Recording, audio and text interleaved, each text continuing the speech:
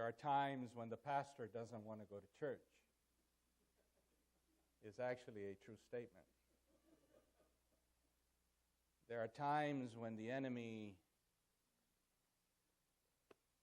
doubles his attacks on the pastor and his family. Here I go again, Mary Ellen. She says, she knows when I'm going to start the sermon, and I'm going to talk for 15 minutes without starting my sermon yet. See, that's what happens. I remember when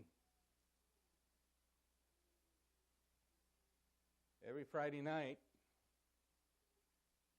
for some reason, Mary Ellen and I would get into a bit of a scuffle.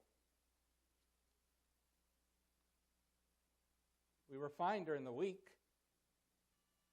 but Friday night there was something going on. There was another time when every Wednesday our kids would get sick.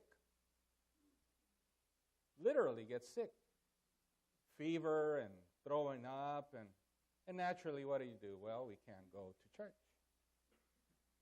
Don't want to go to church. In fact, the worst thing in the world is for you to be upset in the morning, to be driving to church, and have to go up and preach. In fact, I remember before even I was pastoring that it would happen often that Friday night, Saturday morning, again, we would be having this issue. And I would just turn around and go home on the way to church. So there is times when your pastor doesn't want to come to church. Pray for him. We very soon found out that it was weird that we would get into a scuffle on Friday evenings or Saturday mornings. And then we started analyzing further and say, have you noticed how the kids get sick every Wednesday? Pretty soon found out there's something else going on here. Well, we said, from now on, kids sick or not, we're going to church. Do you know that when we made that decision, the kids stopped getting sick?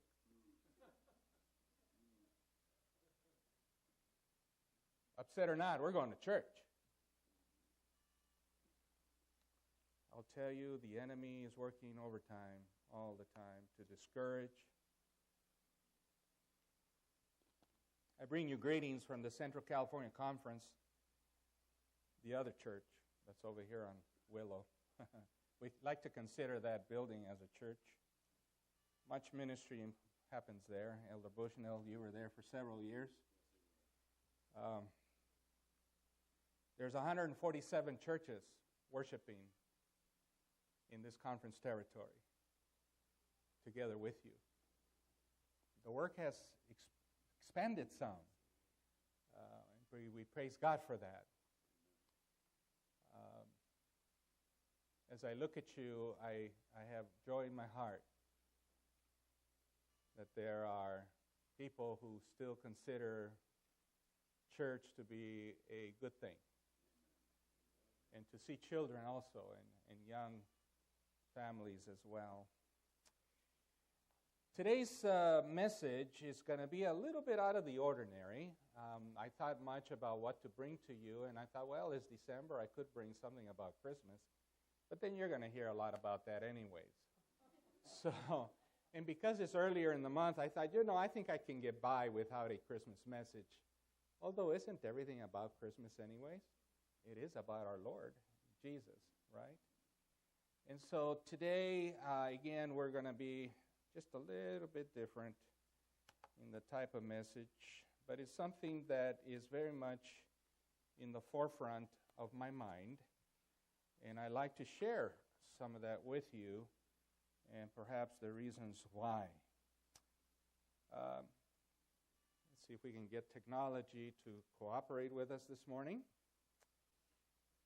I've entitled, as you have seen several times already this morning, the title of the sermon today is Moonshot Thinking. Well, what is moonshot thinking? That term actually comes out of the Apollo program. For For some of us, we remember that day when man set foot on the moon, Apollo 11. Armstrong, I believe, was his name? First man. Wow. Black and white, you've probably seen it. You can actually Google it and see it yourself. But that term moonshot derives from the Apollo program, that project which landed the first human being on the moon in 1969. There were actually 6 Apollo flights which put a man on the moon. There were many other moonshot thinkers, like Galileo, who invented the telescope, like the Wright brothers, who invented the plane, and many, many great inventors in human history. I'd like for us to listen and view this video.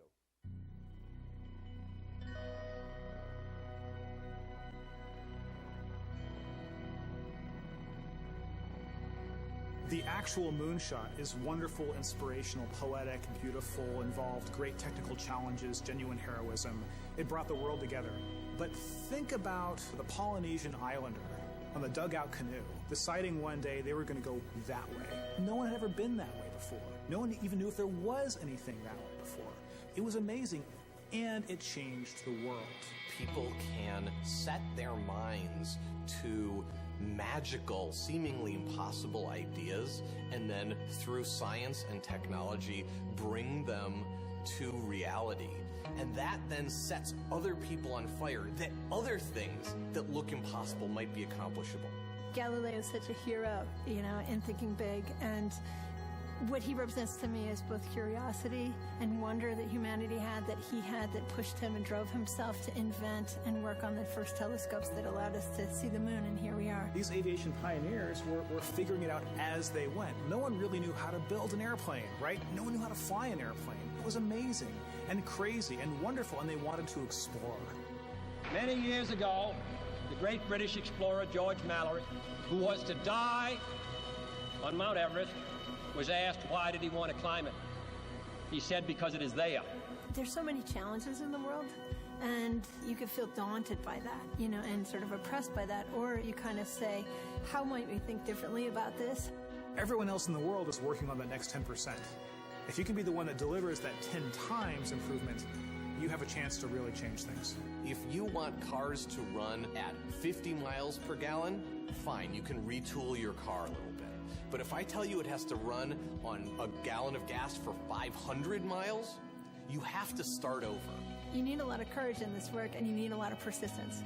One of the things that's really critical is not only having the courage to keep trying every day or thinking big, even if you don't really 100% believe it's possible, like you might think, this might be possible. Have the courage to try. That's how the greatest things have happened. You don't spend your time being bothered that you can't teleport from here to Japan, because there's a part of you that thinks it's impossible. Moonshot thinking is choosing to be bothered by that. We choose to go to the moon in this decade and do the other things, not because they are easy, but because they are hard. Humanity's progress has been a series of amazing, audacious things, from the very small and personal up to the great, big, and grand. And we are a species of moonshots. And to me, that's like the really amazing, poetic, and inspirational thing. I think our ambitions are a glass ceiling on what we can accomplish. When you find your passion, you're unstoppable. You can make amazing things happen. It's been true through all of history. I believe in the human spirit, and I believe that there are always going to be crazy people who will get out of bed one morning and say, you know what? I think I can build a space elevator, and let's go and do it. But I think that if we become afraid to take these great big risks, we stop inspiring people. We stop achieving things. And the biggest nightmare scenario is that we won't have what it takes to solve the really big challenges. When Kennedy said that we would put a man on the moon, it's about the fact that he said, we don't know how to do this yet, and we're gonna do it anyway. And that sends chills up everybody's spine. Because if that happens, what couldn't we do?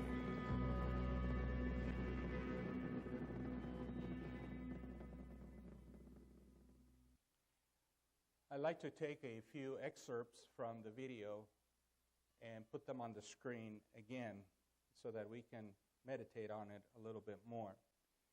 In the video, we heard that people can set their minds to magical, seemingly impossible ideas, and then through science and technology bring them to reality. And that then sets other people on fire, that other things that look impossible might look accomplishable. We also heard that we are species of moonshots. Species of moonshots, I believe we are.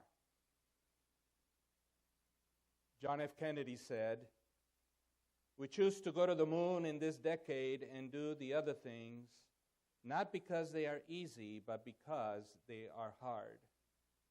You know when he said this? Now, the man landed on the moon in 1969. He gave this speech at Rice University on September 12, 1962.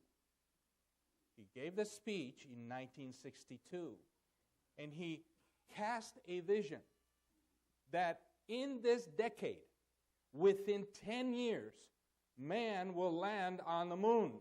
But here's the amazing thing. He also said in that speech that there were new metal alloys that needed to be used to build a ship, and these metal alloys had not been invented yet. Wow. He says, in essence, we don't know how to do this. We haven't done this before. There are metals that have yet to be invented, but we are going to the moon. Well, they got there early. They landed in 1969. Unfortunately, he got assassinated before he saw it himself. But he inspired a whole generation. And then we continue reading. We heard this also, that when you find your passion, you are unstoppable. You can make amazing things happen. That's been true throughout history. So I asked myself this question. Can moonshot thinking and mentality relate and be applicable to the Lord's work? Have you found your passion? Because when you do, you are unstoppable, according to that video. We read in Proverbs 23:7, it was read to us, "For as he thinketh in his heart, so is he."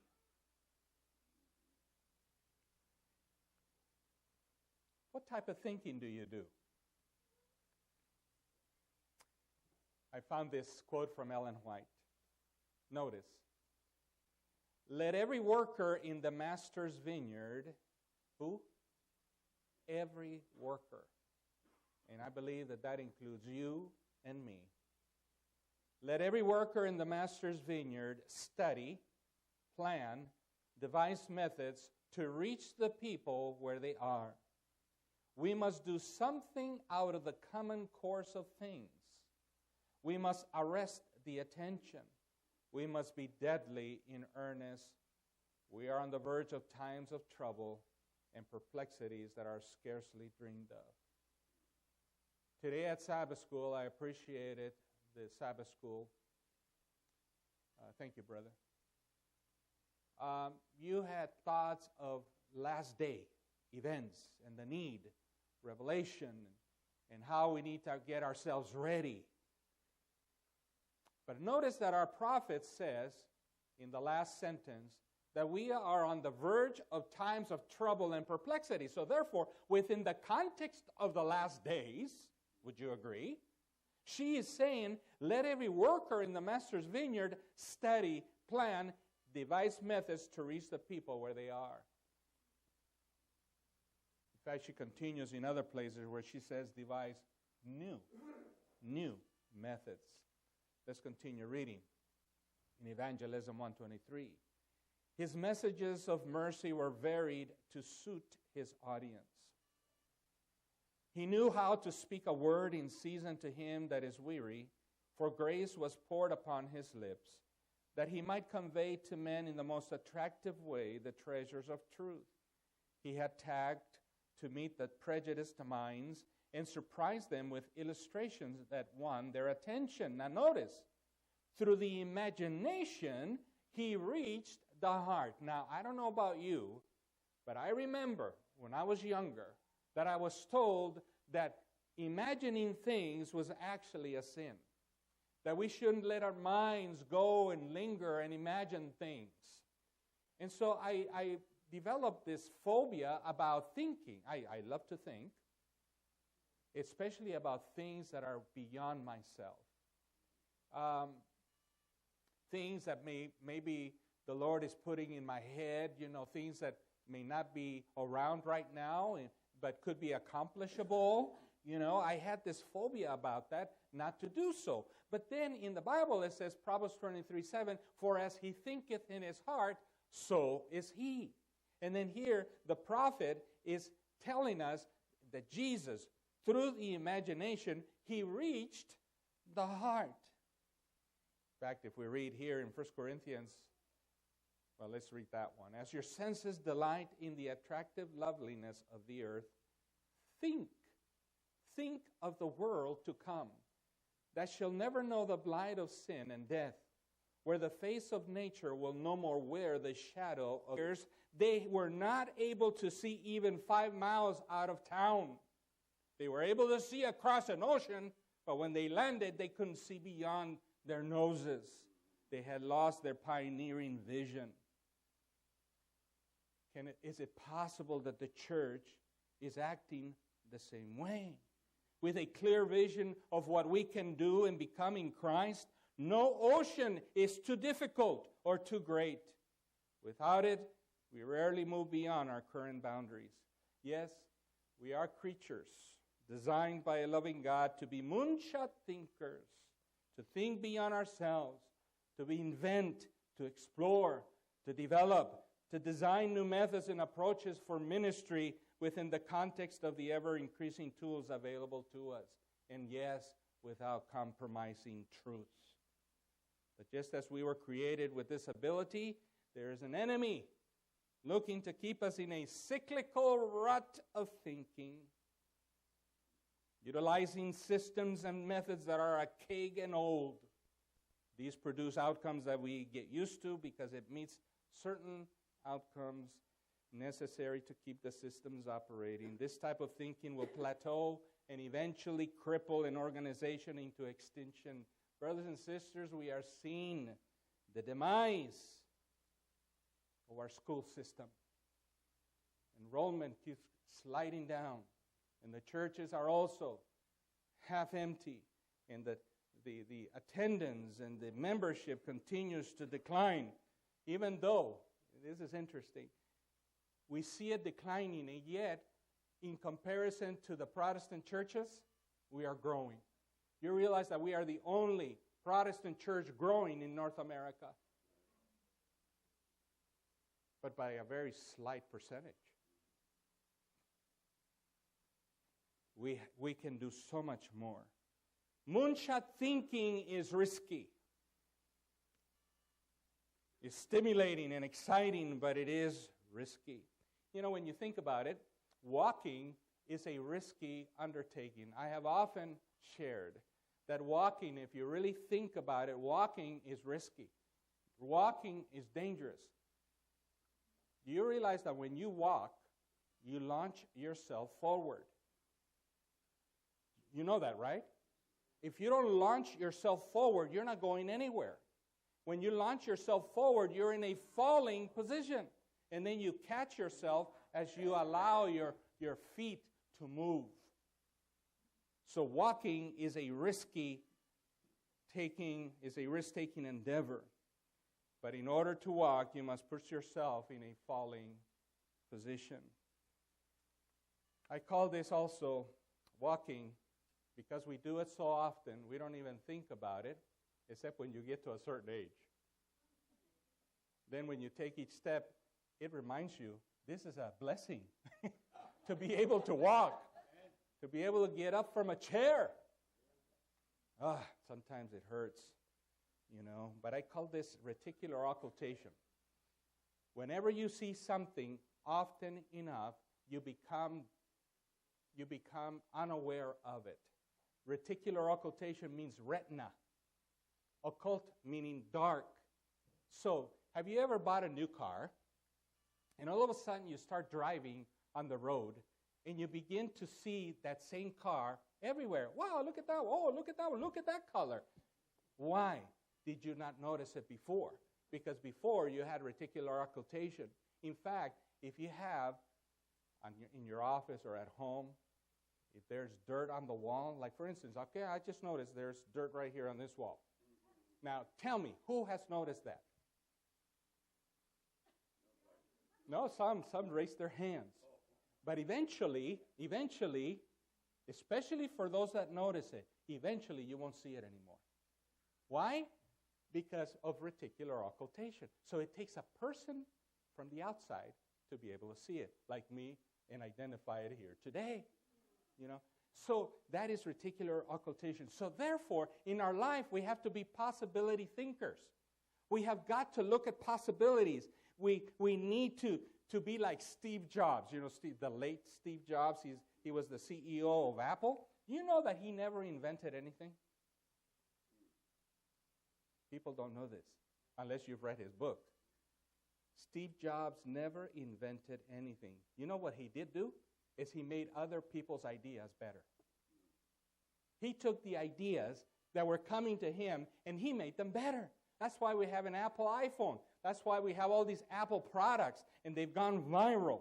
These are people who are able to perceive and think and watch and observe and be able to think and invent and make other people better. I believe that we can make people better. In fact, I believe that our purpose is to add value to others. I believe that we are here to be able to make someone's story better. Everybody has a story. Everybody has a testimony. And ask yourself this question. Can this person's life be better because he got to know me? In fact, if you think of yourself, you have had people that have added value to you. If it wasn't for a certain uncle or your father or a certain individual that took you under his wing to nurture you and mentor you, to steer you, we have had people that have added value to us. Now we need to do the same to others. Look at this. Start strong, stay strong, and finish strong by always remembering why you're doing it in the first place. Stay strong.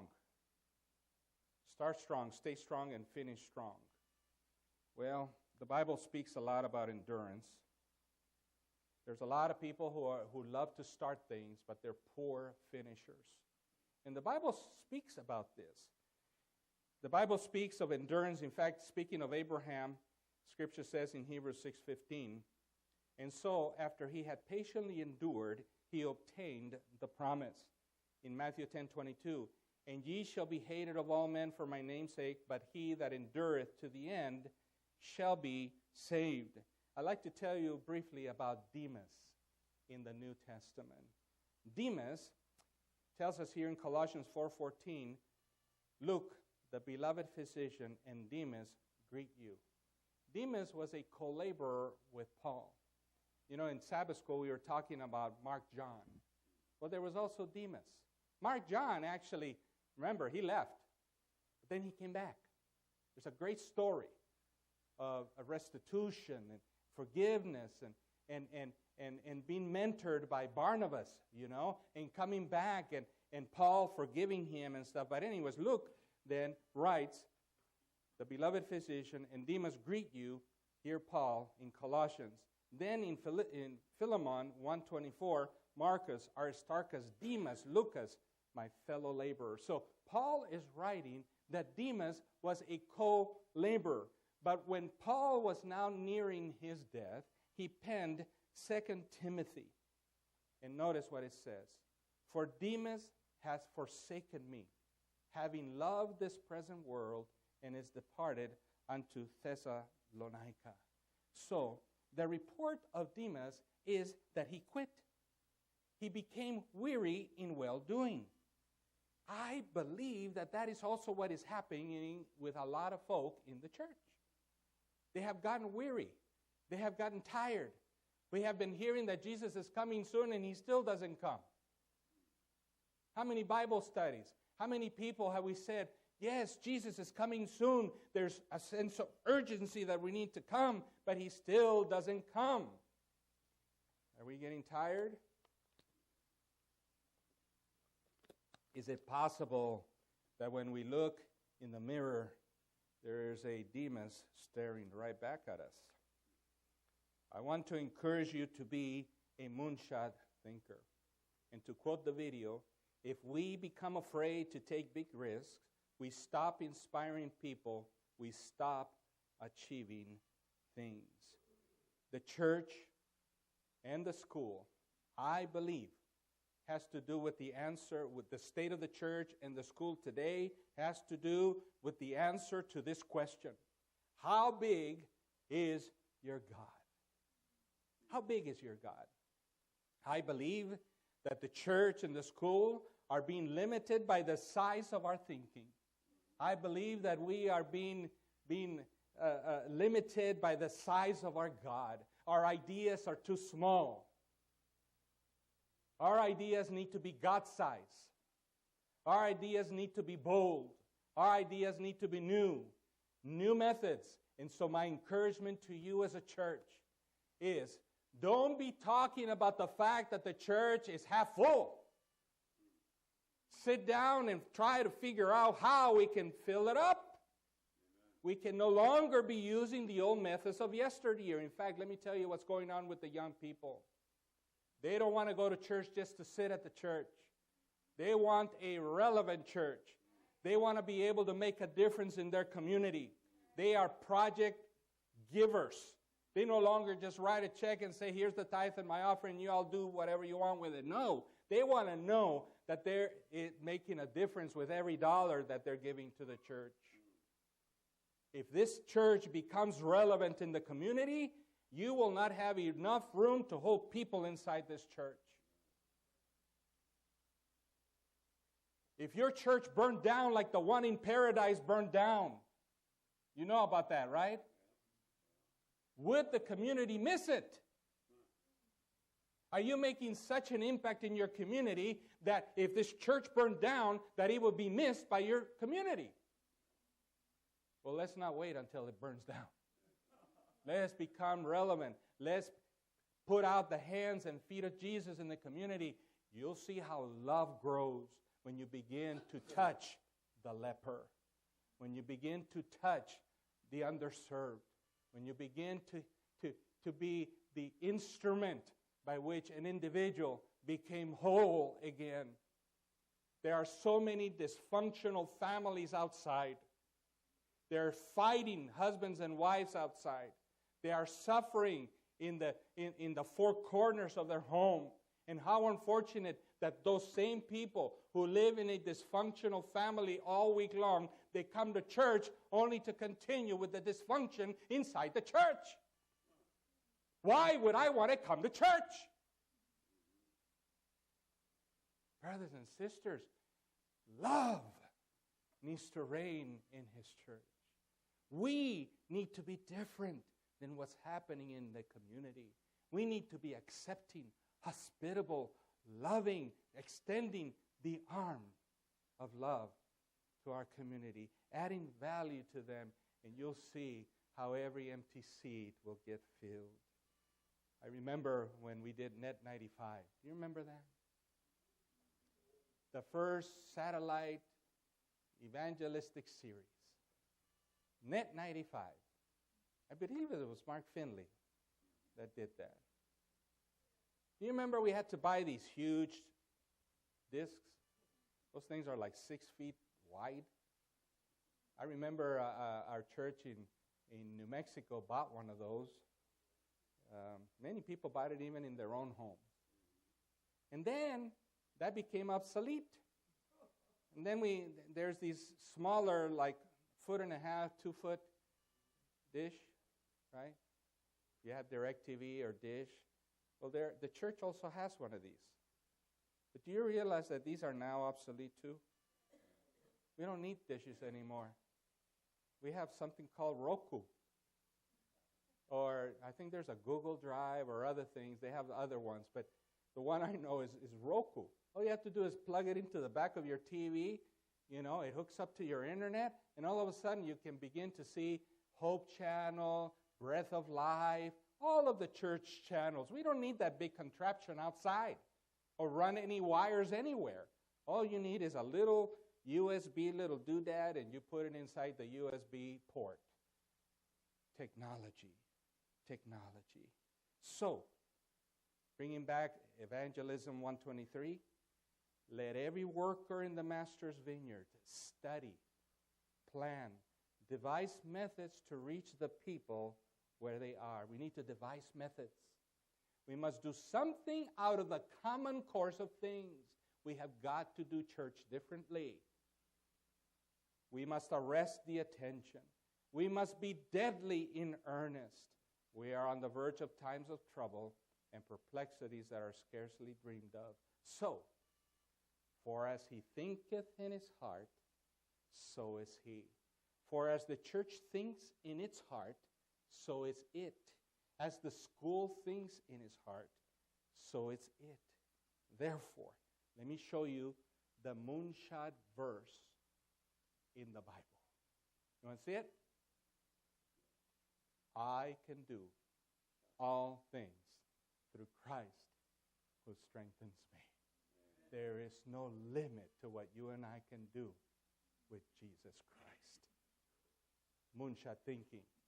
May that stir your mind and your thought. May that encourage you as a church to get together and start praying about thinking differently. That you begin to do evangelism within the context of your community. Lend a hand to help someone. You will not be the same. God bless you. Happy Sabbath to all.